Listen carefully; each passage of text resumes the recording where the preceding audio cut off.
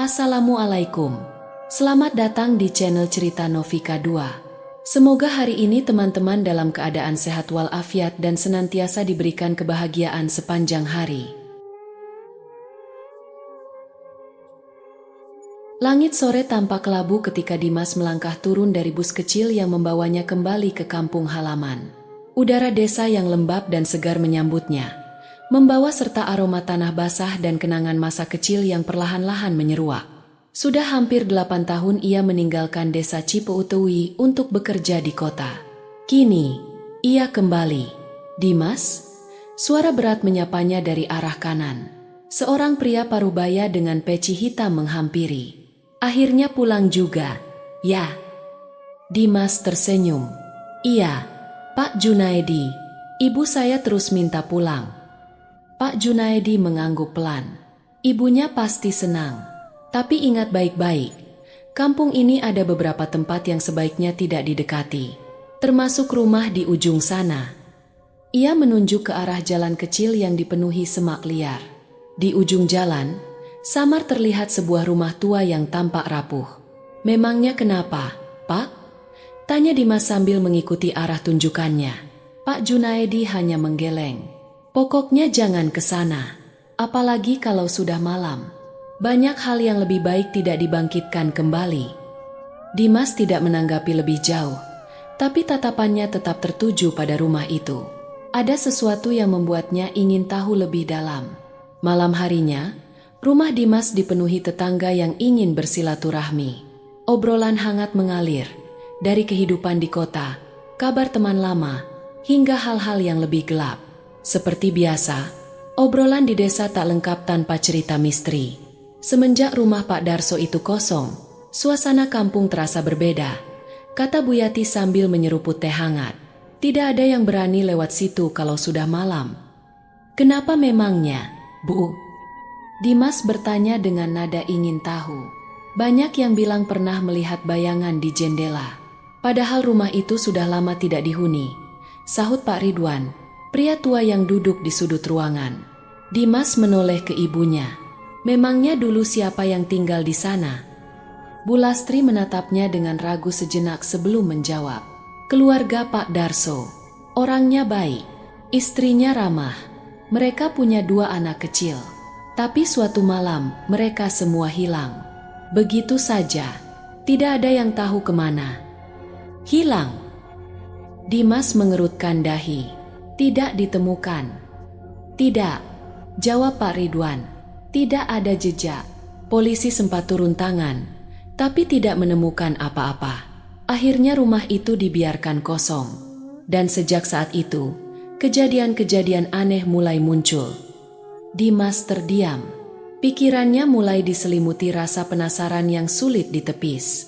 Keesokan paginya, Dimas berjalan-jalan menyusuri desa. Jalanan tanah berkelok itu terasa asing sekaligus familiar.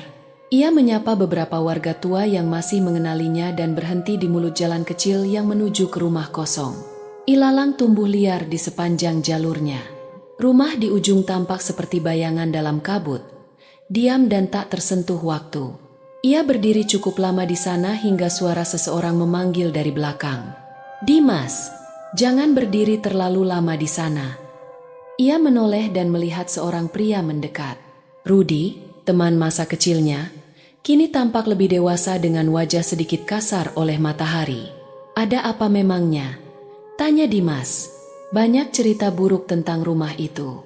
Lebih baik jangan dekat-dekat. Malam atau siang, tetap saja bukan tempat yang aman, kata Rudi dengan nada serius. Orang-orang bilang begitu juga. Tapi tidak ada yang pernah benar-benar menjelaskan alasannya. Karena memang tidak semua hal bisa dijelaskan dengan akal sehat. Kalau tidak percaya, silakan saja buktikan sendiri. Tapi jangan menyesal kalau sesuatu terjadi. Rudi menepuk bahu Dimas pelan sebelum pergi, meninggalkan Dimas yang menatap jalan sempit itu lebih lama. Malam berikutnya, Dimas tidak bisa tidur. Pikiran tentang rumah kosong itu terus mengganggunya. Ia duduk di kamar, menatap jendela yang menghadap ke arah barat kampung. Meskipun jaraknya cukup jauh, rumah itu seolah memancarkan aura dingin yang bisa dirasakan dari kejauhan. Ia membuka ponselnya dan mulai mencari informasi. Tapi tidak banyak yang bisa ditemukan tentang desa Cipeuteui. Di forum-forum lokal, hanya ada beberapa utas lama dengan cerita yang terdengar seperti legenda urban. Salah satunya mencantumkan kalimat yang membuatnya merinding. Rumah itu tidak pernah kosong. Hanya penghuninya yang tak lagi terlihat. Malam semakin larut. Saat angin bertiup lebih kencang dan suara serangga perlahan mereda, Dimas merasa ada yang memperhatikannya dari balik tirai. Ia segera menutup gorden, tapi perasaan itu tidak hilang. Keesokan paginya, saat membantu ibunya di dapur, Bu Lastri bicara tanpa menoleh. "Kamu menginjakan kaki ke jalan menuju rumah itu, ya?" Dimas terdiam sesaat, cuma berdiri sebentar. "Kenapa, Bu?" "Ibu mohon, jangan dilanjutkan. Banyak hal yang tidak bisa dijelaskan dengan logika, tapi bisa menyakitimu jika tetap didekati." "Ibu tahu apa tentang rumah itu?" Bu Lastri berhenti mengaduk sayur, lalu menatap putranya dengan mata sayu. "Waktu keluarga Pak Darso menghilang, kamu masih kecil. Kamu demam tinggi seminggu penuh. Malam-malam mengigau, menyebut nama-nama yang bahkan ibu tidak kenal. Ibu tidak pernah ceritakan ini sebelumnya karena takut membebanimu." Dimas merasa tenggorokannya kering. Sesuatu dalam dirinya berubah. Perasaan bahwa hubungan antara dirinya dan rumah itu lebih dalam dari yang ia kira. Sore itu, Dimas pergi ke pos ronda tempat para pemuda desa biasa berkumpul. Ia duduk di bangku panjang sambil mendengarkan cerita mereka. "Saya pernah dengar suara ketukan dari dalam rumah itu 3 kali. Padahal saya lewat jam 2 pagi, tidak ada orang di sekitar situ," kata salah satu pemuda.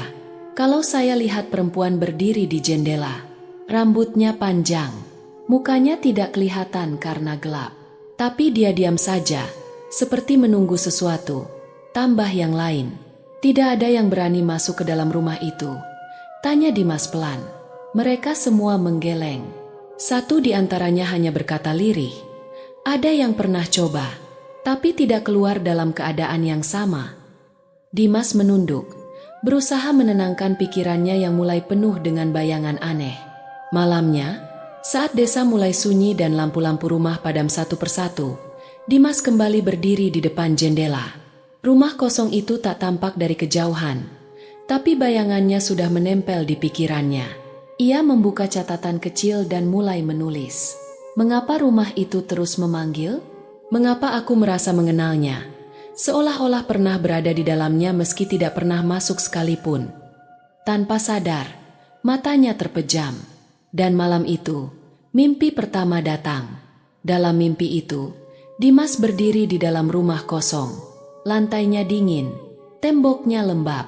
Di ujung koridor, terdengar suara anak kecil tertawa, lalu berubah menjadi isak tangis. Ia berjalan mengikuti suara itu, melewati ruang tamu dengan meja tua yang terbalik, dapur yang gosong sebagian, dan sebuah kamar dengan pintu terbuka sedikit. Saat ia menyentuh pintu, terdengar bisikan, "Kamu sudah kembali." Dimas terbangun dengan napas memburu. Bajunya basah oleh keringat. Di luar, azan subuh baru saja berkumandang. Dan di bawah jendelanya, ada jejak kaki kecil tertinggal di tanah basah. Pagi itu, suasana di rumah Dimas terasa lebih sunyi dari biasanya. Meski ayam tetangga masih berkokok dan suara ibu di dapur terdengar samar-samar, ada sesuatu yang mengganjal di hati Dimas. Mimpi semalam terasa begitu nyata. Bau lembab dari tembok rumah, suara tawa dan tangis anak-anak, bisikan yang seolah berasal dari dalam kepalanya sendiri. Dan yang paling tak bisa ia lupakan adalah jejak kaki kecil di bawah jendela. Ia memeriksa lantai tanah di sekitar rumah. Namun matahari pagi telah mengeringkan jejak itu. Tanah kembali rata dan keras, seperti tak ada yang pernah lewat. Tapi Dimas tahu apa yang ia lihat. Ia duduk di beranda, memikirkan mimpi itu, dan bagaimana semuanya seolah-olah semakin menyeretnya untuk menggali lebih dalam. Wajah-wajah yang tak dikenalnya dalam mimpi seakan menyimpan pesan. Maka pagi itu, ia memutuskan untuk mencari tahu siapa sebenarnya keluarga yang dulu tinggal di rumah kosong itu. Dimas memulai pencariannya dari yang paling dekat, tetangga sebelah rumah kosong itu. Ia berjalan melewati jalan setapak yang dipenuhi rumput liar. Rumah Pak Dargo, seorang pria tua yang dikenal tertutup tapi pernah bersahabat dengan keluarga Pak Darso, tampak sunyi. Dimas mengetuk pelan pagar kayu yang lapuk. Beberapa detik kemudian, suara dari dalam rumah menyahut. "Siapa?" "Saya Dimas, Pak, anak Bu Lastri. Mau tanya-tanya sebentar." Pintu terbuka perlahan, memperlihatkan sosok renta dengan mata tajam dan tubuh kurus dibalut kain lusuh. "Dimas." Pak Dargo mengerutkan dahi. Sudah lama tidak kelihatan. "Mau tanya apa?" Tentunya, Dimas tak bisa langsung menyebutkan mimpi atau jejak kaki. Ia mulai perlahan. "Saya dengar dulu rumah di ujung itu ditinggali keluarga Pak Darso." "Ya, Pak." Pak Dargo menatap tajam, lalu menghela napas berat. "Iya, mereka tinggal di sana sekitar 6 tahun. Orangnya baik, ramah, tapi tidak semua hal bisa dinilai dari luar." "Apa maksudnya?" "Banyak yang berubah di rumah itu menjelang mereka menghilang. Suara-suara aneh dari dalam rumah. Anak-anak mereka mendadak jadi pendiam. Kadang tengah malam terdengar seperti orang berteriak. Tapi saat dilihat, sepi." Pak Dargo menatap Dimas lekat-lekat. "Kamu tertarik dengan rumah itu? Kenapa?" Dimas terdiam sesaat. "Entah, Pak, rasanya seperti ada yang minta saya mencari tahu." Pak Dargo mengangguk pelan, seperti sudah mendengar jawaban itu sebelumnya. "Kalau kamu mau benar-benar tahu, coba datangi Bu Inah. Dia mantan guru TK anak-anak Pak Darso. Masih tinggal di ujung kampung barat. Tapi hati-hati, tidak semua yang kau dengar bisa kamu cerna." Sore itu, Dimas mencari rumah Bu Inah. Rumah kayu tua itu berdiri dengan halaman bersih dan rapi. Seorang wanita tua dengan rambut digelung menyambutnya dengan senyum ramah. "Ah, Dimas, aku ingat kamu waktu kecil. Lincah sekali main bola di lapangan dekat musala," katanya sambil menuangkan teh manis ke dalam cangkir. Dimas tersenyum sopan. "Iya, Bu. Saya kesini mau tanya soal keluarga Pak Darso. Ibu kan dulu sempat jadi guru anak-anak mereka." Wajah Bu Inah mendadak muram. Tangannya berhenti di atas cangkir. "Iya, mereka dua bersaudara, Amel dan Reza, anak-anak yang cerdas. Tapi 3 bulan sebelum mereka menghilang, mereka berubah." "Berubah bagaimana?" Amel mulai menggambar hal-hal aneh di kelas. Gambar rumah mereka, tapi dipenuhi sosok hitam tanpa wajah. Reza suka duduk di pojok kelas dan menatap kosong. Saat ditanya, dia cuma bilang, "Di rumah kami ada orang lain yang bukan keluarga." Dimas merinding. "Saya pikir mereka hanya berimajinasi." Tapi suatu hari, Amel memeluk saya sambil menangis dan bilang, "Kalau saya tidak ke sekolah lagi, jangan dicari. Kami semua akan tidur." Besoknya mereka tidak pernah datang lagi. Dimas mencatat semuanya dalam benaknya. Setelah mereka hilang, ada yang mencoba menelusuri. Polisi datang, memeriksa rumah. Tidak ada tanda perlawanan.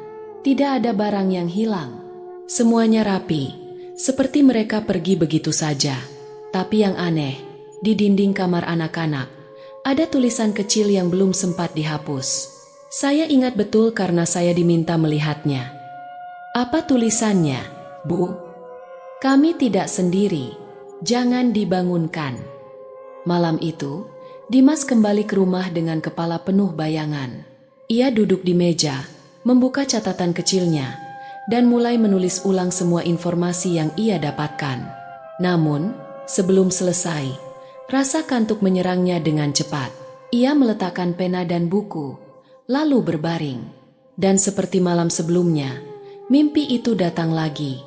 Ia kembali berada di dalam rumah kosong. Kali ini, suasananya lebih jelas. Ada bau menyengat seperti kayu basah yang membusuk. Lampu gantung berayun perlahan. Ia menyusuri lorong menuju sebuah kamar yang pintunya terbuka sedikit. Suara anak kecil memanggilnya, pelan tapi jelas. "Dimas." Ia membuka pintu itu dan mendapati kamar anak dengan dinding dipenuhi gambar. Gambar-gambar itu tampak seperti digoreskan dengan krayon merah. Sosok-sosok hitam berdiri mengelilingi tempat tidur. Di tengah kamar, ada boneka rusak dengan satu mata terlepas. Boneka itu menoleh ke arah Dimas. "Kami belum tidur." Dimas terbangun dengan teriakan tertahan. Dadanya sesak, keringat dingin membasahi tubuhnya. Dan di meja, buku catatannya terbuka, menampilkan halaman yang tadi kosong, tapi kini bertuliskan kalimat yang membuatnya membeku. "Terima kasih sudah mencari kami." Pagi itu, Dimas memutuskan untuk pergi ke balai desa. Ia ingin tahu apakah ada catatan administratif atau arsip mengenai keluarga Pak Darso. Ia diterima oleh Pak Lurah, seorang pria berusia sekitar 60 tahun dengan sikap kaku namun sopan. "Fakta tentang keluarga itu sudah jarang dibahas," ujar Pak Lurah sambil membuka laci arsip yang berdebu. "Tapi ada satu laporan warga beberapa hari sebelum mereka menghilang. Laporan tentang bau busuk dari rumah dan suara tangisan tengah malam." Ia menyodorkan berkas fotokopi lama yang mulai menguning. Dimas membacanya dengan seksama. Di situ tertulis, tanggal 12 Mei 2005 laporan warga. Suara tangis anak-anak terdengar dari rumah Pak Darso. Disusul bau anyir menyengat. Tidak ada tanggapan saat pintu diketuk. Laporan diterima oleh RT setempat. Tanggal itu sama dengan hari ulang tahun Dimas. Ia bergidik. Pak Lurah melanjutkan. "Setelah itu, semua hilang. Polisi tidak menemukan tanda-tanda kejahatan. Tapi rumah itu memang seolah menolak disentuh. Setiap orang yang mencoba membeli atau memperbaiki selalu mundur tanpa alasan jelas." Dimas mengangguk dan pamit. Malamnya, Dimas tak bisa menahan diri lagi. Ia membawa senter dan buku catatannya, lalu menyusuri jalan menuju rumah kosong. Langit mendung, angin bertiup pelan tapi menusuk. Gerbang rumah terbuka sedikit, ranting berderak di bawah kakinya. Ia melangkah masuk ke halaman yang ditumbuhi rumput liar. Rumah itu sepi, tapi tidak sunyi, seolah-olah menunggu. Dengan tangan gemetar, Dimas menyentuh pintu kayu yang mengelupas. Tanpa ia dorong, pintu itu terbuka perlahan, mengeluarkan suara berderit nyaring. Ia menyalakan senter dan masuk. Debu menari-nari di udara. Bau lembab langsung menyerang hidungnya. Di ruang tamu, sofa tua dan karpet tipis masih tersisa, tertutup debu dan jaring laba-laba. Di dinding tergantung foto keluarga yang warnanya sudah pudar, nyaris tak terbaca. Dimas melangkah ke lorong yang ia lihat dalam mimpi. Lorong itu nyata. Ia menuju kamar anak-anak. Pintu tertutup, tapi begitu disentuh, terbuka tanpa perlawanan. Dan di dalamnya, dinding penuh gambar. Gambar-gambar krayon merah dan hitam. Sosok tinggi, hitam, tanpa wajah. Gambar seorang anak tidur di ranjang, dikelilingi bayangan. Di bawah gambar itu, tertulis kalimat yang membuat darah Dimas membeku. "Dia sudah kembali. Jangan biarkan dia pergi lagi." Tiba-tiba, lampu senter Dimas berkedip. Udara di ruangan berubah dingin. Suara tawa anak kecil terdengar dari belakangnya. Ia berbalik. Tidak ada siapa-siapa. Tapi di cermin kecil di sudut kamar, ia melihat pantulan sosok hitam berdiri di belakangnya. Gelap. Dimas terbangun di kamarnya. Terengah-engah, ia tak tahu bagaimana bisa kembali. Ia melihat jam, pukul 3.12. Dadanya sesak, tubuhnya gemetar. Di meja, catatannya terbuka. Ada satu kalimat tambahan tertulis di sana. "Kami menunggu di dalam. Jangan tinggalkan kami lagi." Siang itu, langit tampak pucat. Awan-awan kelabu menggantung di atas kampung seperti kain kafan yang belum dilipat. Angin bertiup lambat, menebarkan bau tanah lembab dan dedaunan kering. Dimas berdiri di depan pagar rumah kosong itu sekali lagi, kali ini dengan keputusan bulat di dalam dada. Malam-malam yang dilaluinya sudah terlalu penuh mimpi aneh dan suara-suara tak kasat mata. Ia tahu, hanya ada satu cara untuk menghentikannya, masuk ke dalam rumah itu. Tapi bukan malam ini, bukan dalam gelap. Ia harus melangkah pada siang hari, ketika matahari masih bersinar, meskipun redup. Pintu pagar kayu tua kembali mengeluarkan suara khasnya saat Dimas mendorongnya perlahan. Suara itu seperti erangan panjang dari sesuatu yang sudah lama tertidur. Ia melangkah ke halaman, melewati rumput liar yang hampir setinggi lutut. Jejaknya meninggalkan garis jelas di rerumputan yang tak pernah diinjak manusia selama bertahun-tahun. Ia menatap rumah itu, mencoba menenangkan detak jantungnya yang berdetak seperti genderang perang. Tangannya meraih gagang pintu.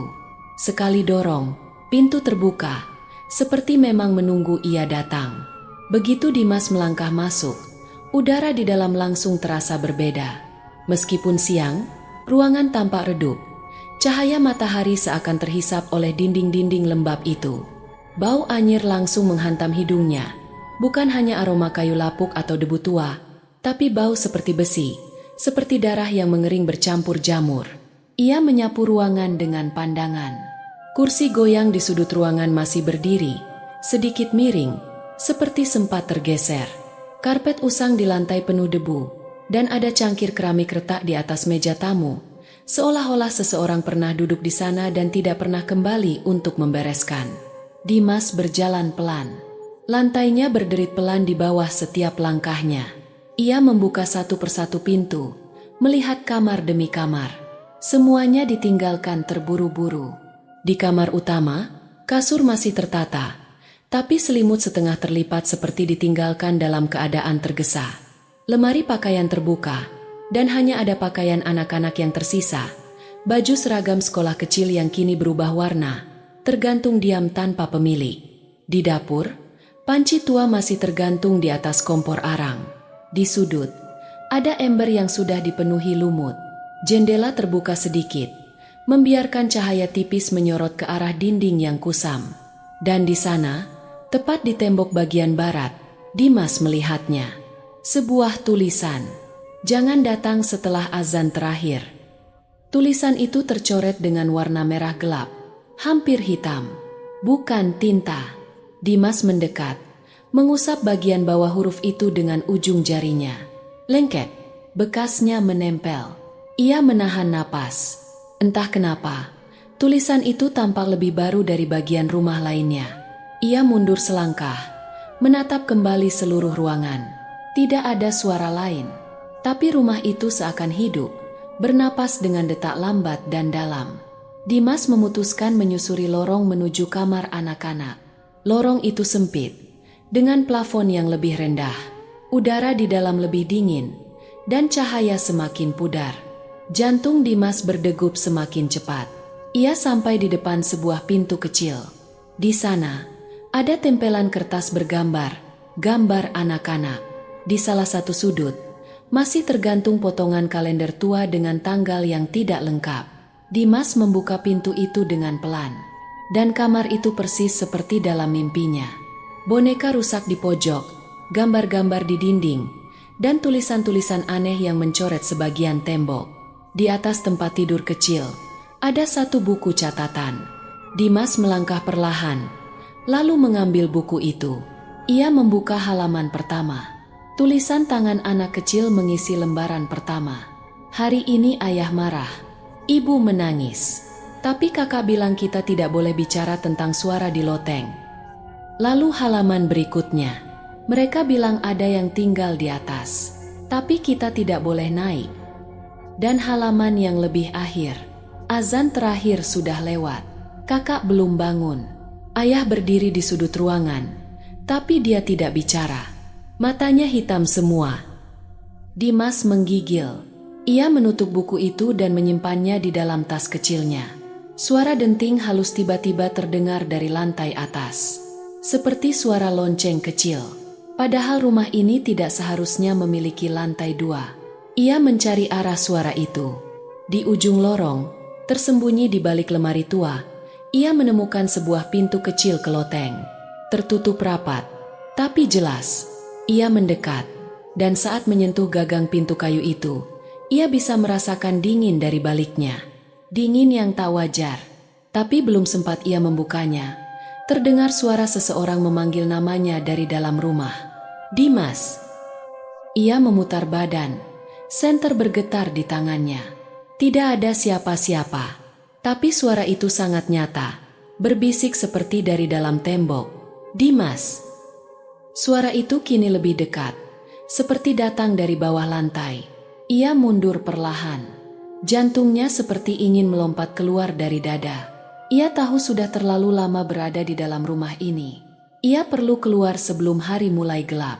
Dengan langkah cepat, ia berjalan keluar dari kamar, menyusuri lorong sempit, dan keluar menuju ruang tamu. Saat melewati dinding yang bertuliskan peringatan, ia berhenti sesaat. Tulisan itu berubah. Kini berbunyi, "Kau sudah mendengar kami. Jangan berpaling." Dimas terdiam. Tidak tahu apakah ia berhalusinasi, atau rumah ini memang hidup dan sadar akan kehadirannya. Ia berlari keluar dari rumah. Begitu menjejakkan kaki ke halaman, sinar matahari menampar wajahnya. Dunia di luar rumah terasa sangat berbeda, hangat, terbuka, dan hidup. Tapi saat ia menoleh ke belakang, rumah itu tampak lebih gelap dari sebelumnya. Seolah-olah bayangan pekat menggantung di atas atapnya. Di jendela lantai atas, yang bahkan tak seharusnya ada, ia melihat sosok berdiri diam, menatap keluar. Tubuh tinggi, mata hitam, tidak bergerak. Dimas membeku. Kemudian perlahan, tirai jendela itu menutup sendiri.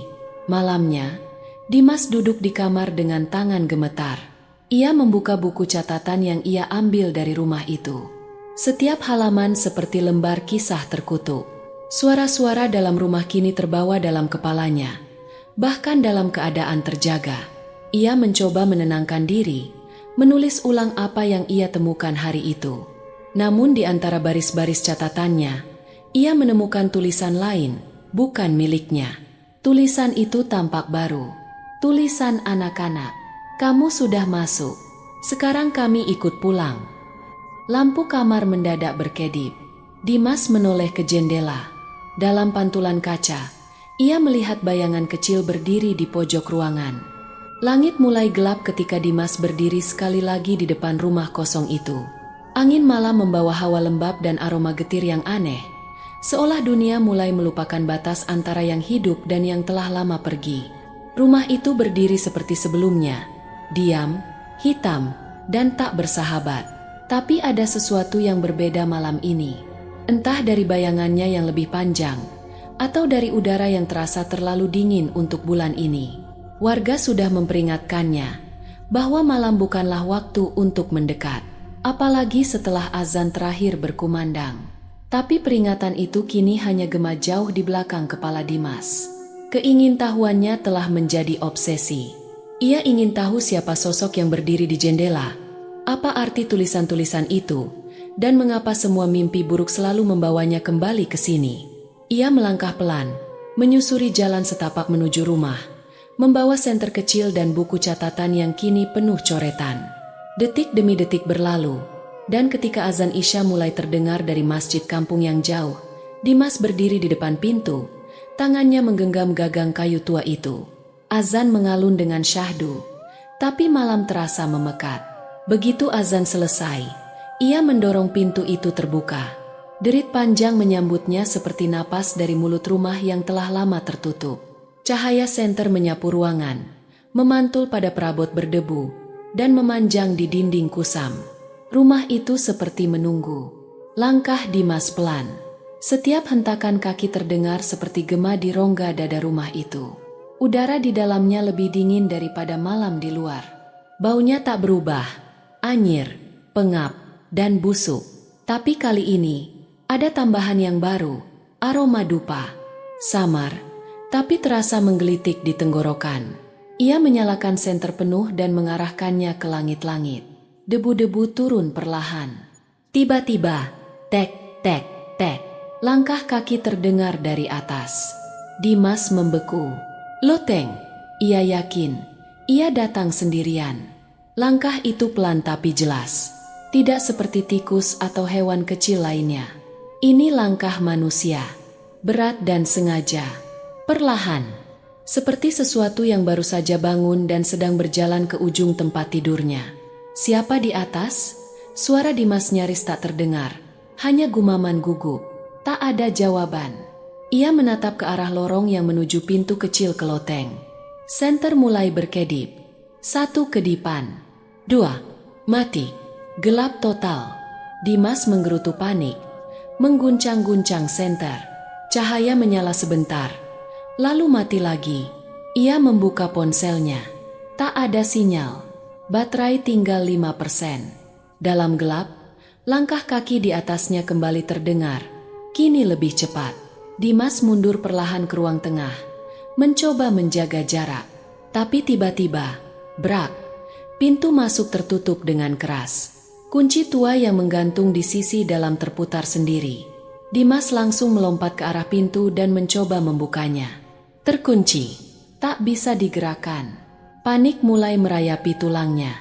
Ia berbalik, dan dalam keremangan senter yang redup, ia melihat sesuatu berkelebat di lorong. Bayangan, seseorang, atau sesuatu, bergerak cepat, tak menyentuh lantai, masuk ke dalam salah satu kamar. Dimas gemetar. Ia mulai membaca doa dalam hati. Tapi kata-kata itu seakan tertahan di tenggorokan. Udara makin berat. Dinding rumah tampak makin dekat, seperti menciut dan menekannya dari segala arah. Di sudut ruang tamu, kursi goyang mulai bergerak sendiri. Cereak, cereak, cereak. Ayunan lambat, teratur. Lalu suara lain mulai terdengar. Bisikan, berbaur tak jelas, tapi familiar. Sudah datang. Tidak akan keluar. Sudah malam. Dimas menutup telinganya. Tapi bisikan itu bukan dari luar. Itu dari dalam kepalanya. Ia merangkak ke arah kamar anak-anak, yang dalam mimpinya selalu menjadi titik awal semua kengerian. Di sana, lampu gantung tua masih bergoyang perlahan. Ia menyapu ruangan dengan cahaya lemah senter. Tempat tidur kecil, gambar dinding, boneka, semuanya ada seperti sebelumnya. Tapi kini ada sesuatu yang baru di kasur. Sebuah bingkai foto. Dimas mendekat, menyorotinya. Dalam foto itu, ada 4 orang, ayah, ibu, 2 anak. Wajah-wajah mereka kabur seperti terbakar sebagian. Tapi yang membuat jantung Dimas hampir berhenti, ia mengenali salah satu dari anak dalam foto itu. Itu dirinya. Waktu kecil, foto itu tak mungkin ada. Ia tak pernah ke rumah ini sebelum sekarang. Ia tak kenal keluarga ini. Tapi bayangan kecil itu, potongan senyum, dan posisi berdiri, semuanya, dirinya. Tiba-tiba, suara langkah kembali terdengar. Kali ini di belakangnya. Ia membalikkan badan cepat. Tak ada siapa-siapa. Tapi ketika senter diarahkan ke dinding belakang, tulisan baru muncul, tertulis dengan cairan merah pekat, baru menetes. Kamu pulang lebih awal dari seharusnya. Jantungnya nyaris meledak. Ia membalikkan arah, hendak keluar. Tapi koridor tampak lebih panjang dari sebelumnya. Seperti rumah berubah bentuk. Dimas berlari, tapi lantai seperti lengket, melambatkan gerakannya. Setiap langkah seperti ditarik ke bawah. Dor, salah satu pintu kamar terbuka sendiri. Angin dingin menyergapnya. Dimas didorong masuk oleh kekuatan yang tak terlihat. Ia terjatuh, senter terlempar, layar ponsel mati total. Gelap gulita menyelimuti ruangan. Ia merangkak mencari senter, tapi saat tangannya menyentuh sesuatu yang dingin dan basah, ia tahu itu bukan senter. Itu tangan seseorang. Lalu terdengar suara nafas, berat dan sangat dekat. Kamu seharusnya tetap pergi. Suara itu tidak dari manusia. Dalam 1 detik terakhir sebelum senter menyala kembali, Dimas melihat sosok tinggi menjulang berdiri di sudut ruangan. Mata hitam tanpa bola mata, mulut lebar dengan gigi kecil-kecil tajam. Tubuhnya seperti bayangan berwujud, mengambang. Senter menyala. Sosok itu menghilang. Dimas melompat, mengambil senter, dan berlari ke arah pintu depan. Semua pintu kini terkunci. Ia menghantam, memukul, menarik gagang. Tak bergerak. Ia mencoba jendela, juga terkunci rapat. Di luar, malam sangat sunyi. Kampung seperti tak ada. Bahkan suara jangkrik pun hilang. Ia menghadap dinding ruang tamu. Tulisan di sana berubah sekali lagi. Waktu berhenti di sini. Dimas terduduk di lantai. Nafasnya terengah. Rumah itu telah menjebaknya, bukan hanya secara fisik, tapi juga waktu. Ia tak tahu berapa lama sudah berada di sana. 5 menit? 5 jam? Ia mencoba menatap jam tangannya. Jarum detik tak bergerak. Malam yang tertinggal. Malam yang tak pernah selesai. Dan di sudut ruangan, kursi goyang terus bergerak sendiri. Cereak, cereak, cereak. Dimas terbangun dengan keringat dingin membasahi seluruh tubuhnya. Napasnya berat dan tersengal. Ia masih berada di ruang tengah rumah kosong itu, bersandar pada dinding yang dingin dan lembab. Senter di tangannya telah mati, dan jam di pergelangan tangannya masih menunjukkan waktu yang sama seperti saat ia masuk semalam, pukul 19.47. Namun di luar, langit tak berubah, masih malam, masih gelap. Seakan waktu memang membeku begitu ia memasuki rumah ini.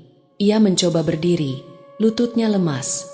Tubuhnya seperti baru saja dilewati mimpi buruk yang terlalu nyata. Tapi ini bukan mimpi. Rumah ini, tempat ini sudah menahannya. Menelannya ke dalam dimensi yang tak bisa dijelaskan oleh akal. Tiba-tiba, pandangannya buram. Ruangan di sekelilingnya bergetar perlahan, seperti film tua yang mulai terbakar. Suara berdesir memenuhi telinganya, dan dunia tiba-tiba berubah. Ia tak lagi berada di dalam rumah kosong itu. Dimas berdiri di ruang makan yang terang benderang.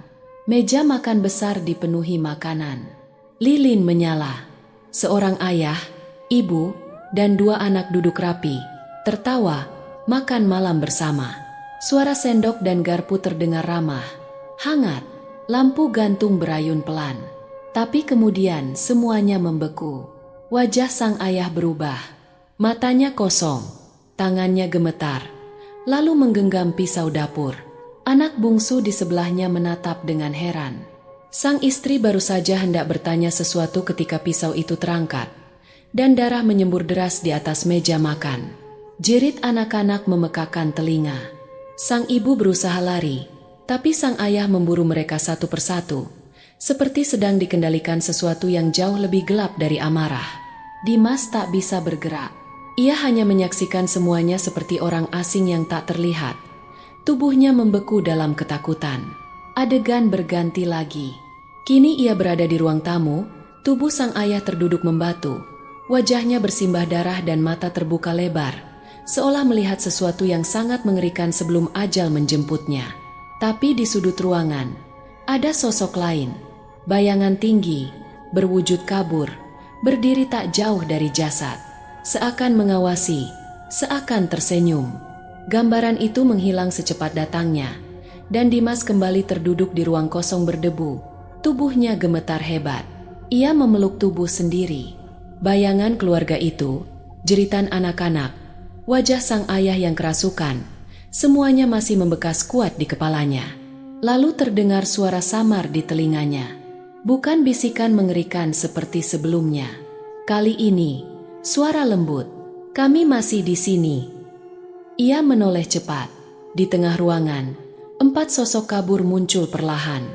Seorang wanita, 2 anak kecil, dan lelaki dewasa. Tak utuh, tak nyata sepenuhnya, tapi cukup jelas bagi Dimas untuk mengenalinya. Itu keluarga dalam mimpinya. Keluarga dalam foto. Keluarga yang dibunuh. Sang ibu maju 1 langkah. Suaranya lirih namun penuh kesedihan. "Kami tak pernah pergi, karena pintu itu tak pernah dibuka." Dimas menatap bingung. "Pintu apa?" Anak lelaki menunjuk ke dinding belakang, tepat di tempat tulisan darah sebelumnya muncul. Dinding itu kini retak, dan dari celahnya terlihat pintu kayu kecil dengan lambang aneh tergurat di tengahnya. "Itu pintu pulang. Tapi kami dikurung. Ada sesuatu di sini yang menahan kami." "Sesuatu?" tanya Dimas dengan suara tercekat. Lelaki dewasa, yang dulunya sang ayah, memandang ke arah langit-langit. Sosoknya tampak menyesal, bersalah. "Aku tidak tahu. Saat itu aku bukan diriku sendiri." Ada suara di kepala, dan kemudian semuanya gelap. Tangis anak-anak terdengar. Namun suaranya seperti gema dari lorong tak berujung. Dimas mulai merasa lemas. "Kenapa aku? Kenapa aku bisa melihat kalian? Tanyanya dengan suara parau. Sang ibu memandangnya lama. Ayahmu pernah bekerja di rumah ini. Ia tahu apa yang tersembunyi. Ia yang pertama kali menyentuh lambang itu. Lambang? Dimas mengingat sesuatu. Di masa kecil, ayahnya sering menyendiri di malam hari, membaca buku-buku tua, menggambar simbol-simbol aneh di kertas. Saat Dimas bertanya, sang ayah hanya berkata, "Ini untuk pekerjaan." Kini semuanya mulai masuk akal. Ayah Dimas pernah bekerja sebagai tukang bangunan di rumah-rumah tua. Mungkin salah satunya adalah rumah ini. Ayahmu membuka pintu yang tak seharusnya dibuka. Suara sang ayah hantu terdengar lirih, dan dari sanalah ia datang. Dimas merasa mual. Siapa yang datang? Dinding tiba-tiba bergetar. Lampu gantung tua di langit-langit bergoyang liar. Sosok-sosok keluarga itu memudar cepat. "Ia tahu kamu di sini," bisik anak perempuan. "Ia tak akan membiarkan kami pergi. Dan kamu adalah kunci terakhir." Kilatan cahaya menghantam ruangan. Dimas terpental ke belakang, menabrak meja tua. Nafasnya terputus sesaat. Saat ia membuka mata, ruangan kembali kosong. Tak ada siapa-siapa, tak ada suara, hanya bau amis yang kini makin pekat. Pintu kecil yang ditunjuk anak lelaki tadi masih ada. Dimas perlahan mendekat. Pintu itu tampak tua, tapi kuat. Lambang di tengahnya berkilat samar. Lingkaran dengan 4 garis memanjang, menyerupai matahari, namun pusatnya adalah mata hitam. Tangannya ragu menyentuh permukaan kayu. Suhu dingin menyengat seketika. Lalu, suara berat terdengar dari belakangnya. "Mereka milikku." Dimas membalik cepat. Sosok tinggi itu muncul dari balik lorong. Kali ini tak kabur. Ia bisa melihat jelas. Bayangan hitam menjulang. Tubuh seperti asap padat, tangan panjang menyentuh lantai. Wajahnya tidak berbentuk, hanya mulut besar yang selalu terbuka, dan dari dalamnya, suara-suara ribuan jeritan menggema. "Mereka sudah kubayar, dan kau adalah pembayaran yang tertunda." Dimas mundur pelan, tapi sosok itu bergerak cepat. Bayangan menyapu ruangan. Dimas berlari, meraih kursi dan melemparkannya ke arah makhluk itu. Sia-sia. Tiba-tiba, salah satu jendela pecah dari dalam, bukan dari luar. Angin dingin masuk dan memadamkan semua cahaya. Hanya satu hal yang tetap bercahaya, lambang di pintu kecil itu. Dimas menatapnya. Ia tahu itu satu-satunya jalan. Dengan keberanian yang tersisa, ia berlari, mengangkat gagang pintu, dan menariknya keras. Pintu terbuka. Suara tangisan dan teriakan meledak dari dalamnya, disusul oleh cahaya putih terang yang menyilaukan. Makhluk hitam itu meraung keras, mundur, terbakar oleh cahaya yang menyembur dari balik pintu. Rumah bergetar keras. Langit-langit mulai retak. Sosok keluarga muncul kembali. Kali ini lebih terang, lebih damai. Sang ibu menatap Dimas dan berbisik, "Terima kasih." Satu persatu, mereka melangkah masuk ke dalam cahaya. Sang ayah menatap Dimas lama sebelum akhirnya mengikuti keluarganya. Sosok mereka lenyap perlahan di balik cahaya yang menyilaukan. Ketika semuanya sudah masuk, pintu tertutup sendiri. Rumah mendadak hening. Dimas terduduk di lantai.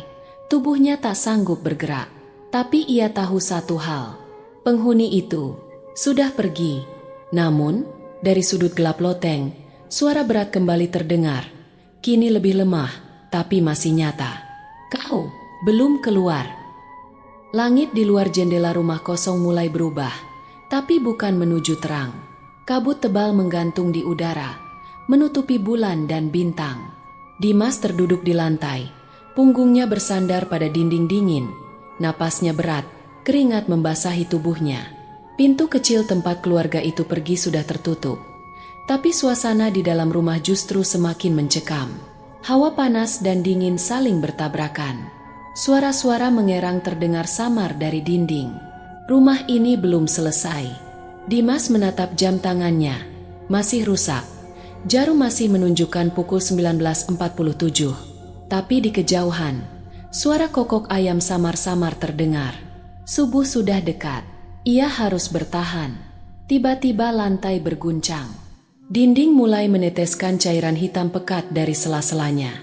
Di langit-langit, retakan meluas. Dan dari dalamnya menjulur sesuatu. Tangan. Bukan tangan manusia.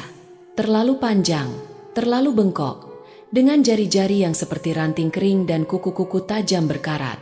Dimas bangkit. Ia tahu makhluk itu belum pergi. Bahkan, mungkin, kini lebih marah dari sebelumnya.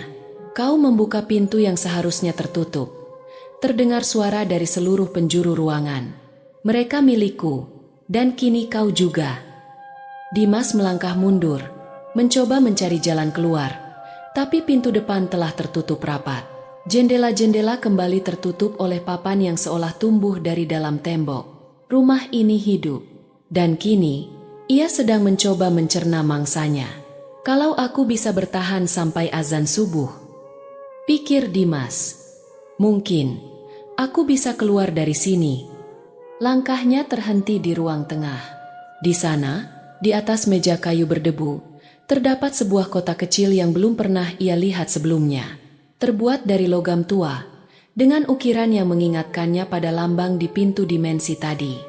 Lambang mata hitam dikelilingi sinar. Dimas ragu, namun ia mengambil kotak itu. Begitu tangannya menyentuh permukaan dinginnya, kilatan ingatan menyeruak ke dalam kepalanya.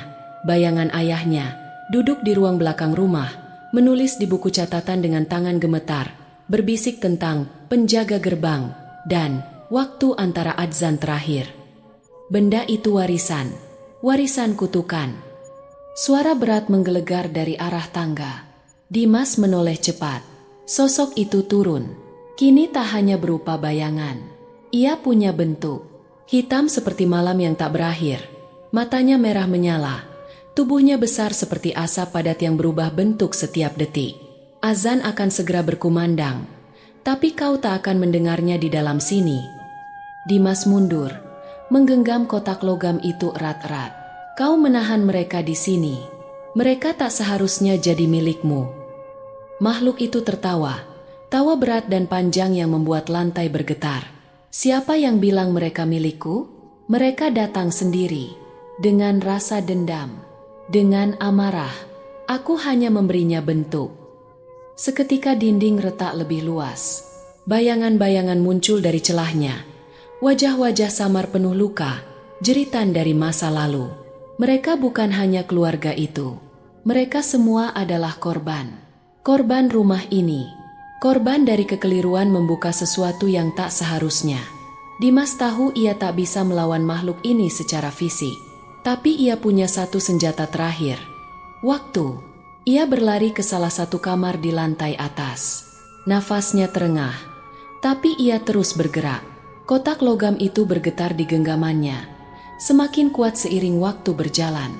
Makhluk itu memburunya, menembus dinding, menjerat bayangan seperti tangan yang bisa muncul dari mana saja. Dimas hampir terpeleset, tapi berhasil menutup pintu kamar dan menyandarnya dengan lemari tua. Ia menatap jam tangan rusaknya, lalu mendekat ke jendela yang menghadap ke masjid kampung. Gelap, tapi samar-samar. Ada suara, Allah, Akbar, Allah, Akbar. Azan subuh. Dimas menahan air mata. Ia masih hidup. Waktu masih berjalan di luar rumah. Suara muazin menggema pelan, menembus kabut, menyusup ke celah-celah papan tua yang menutupi jendela. Dan saat suara itu menyentuh kotak di tangan Dimas, benda itu bersinar terang. Makhluk itu meraung. Suaranya bukan lagi tawa, tapi jeritan kesakitan. Papan-papan yang menutup jendela mulai terlepas sendiri. Sinar pagi menyelinap masuk, menyiramkan cahaya ke lantai kayu, membakar setiap bayangan yang menyentuhnya. Dimas membuka kotak itu. Di dalamnya, ada segel bundar dengan lambang mata yang terbalik. Ayahnya pernah menyebutnya sebagai mata pengusir, simbol kuno untuk memutus ikatan antara dunia manusia dan penjaga gerbang. Dimas tak tahu bagaimana menggunakannya. Tapi cahaya azan subuh seperti membimbingnya. Ia memegang segel itu tinggi-tinggi dan membisikkan niat dalam hati. Aku ingin mereka bebas. Aku ingin pulang. Lantai rumah berguncang hebat.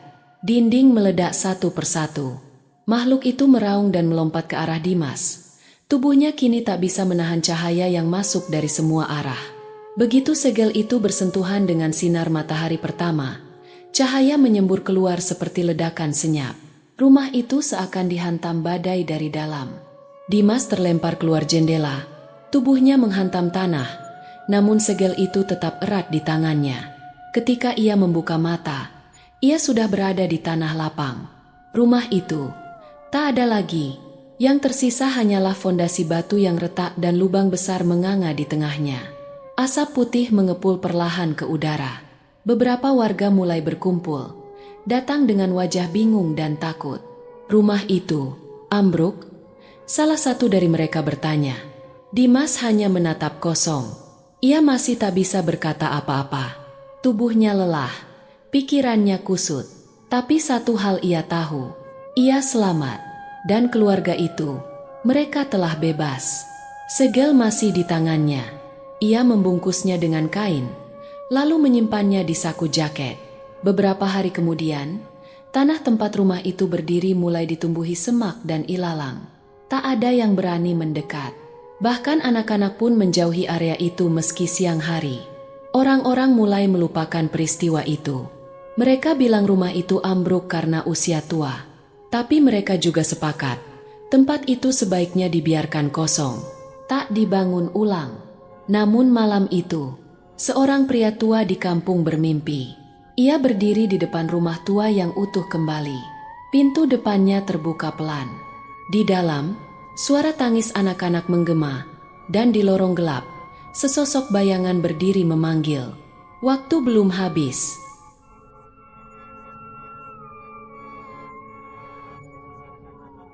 Demikian cerita hari ini. Semoga teman-teman dapat terhibur dan dapat mengambil hikmah kebaikan isi di dalamnya. Jangan lupa juga bagikan cerita ini kepada teman-teman yang lain agar mereka juga bisa mendapatkan hiburan yang sama. Mohon maaf apabila ada kesalahan kata dan ucapan kami dalam membacakan cerita ini. Terima kasih dan wassalamualaikum.